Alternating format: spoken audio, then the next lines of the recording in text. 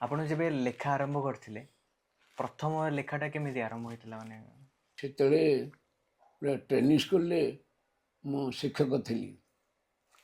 ସେଟା ଆଦିବାସୀ ବିଭାଗର ସେବ ତାଲିମ କେନ୍ଦ୍ର ସୁନାବେଡ଼ା କୋରାପୁଟ। ସେ ସମୟରେ କେହି ପିଲାପିଲି ମୋ ପାଖରେ ନଥିଲେ। ମୁଁ 20 ବର୍ଷରେ ବାହା ହେଇଥିଲି। ଆଉ ତାପରେ ସେତେବେଳେ ପ୍ରାୟ 30-32 ହେଇଗଲାଣି। ପିଲାମାନେ ଶ୍ୱଶୁର ଘରେ ଥିଲେ, ଯାଇଥିଲେ ତାଙ୍କ ବାପ ଘରକୁ। ମୁଁ ଏକୁଟିଆ ଥାଏ। ସେ ସମୟରେ ଦିନେ ରୋଷେଇ ସବୁ କାମ ଦାମ ସାରିକି ରାତି 11ଟାକୁ ପ୍ରାୟ ଯାଉଛି ଶୋଇବା ପାଇଁ।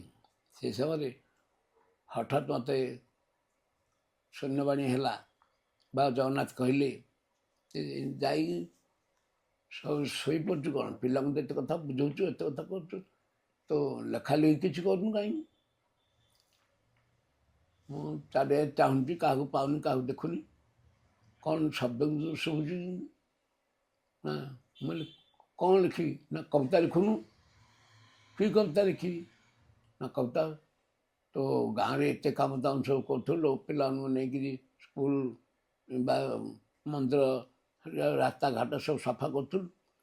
ଆଉ ସେମିତି ସେ ଗାଁକୁ ପ୍ରକୃତି ପରିବେଶ ଗଛଲତା ସବୁ କଥା ଜାଣିଛୁ। ତ ପ୍ରକୃତି ଗାଁ ବିଷୟରେ ଜାଣିନୁ? ସେ ଗାଁ ବିଷୟରେ ଲେଖୁନୁ। ନା କେମିତି ଲେଖିବି? ଚିଲିକା ବିଷୟରେ ଗୋଦାବରୀ ଲେଖିନାହାନ୍ତି?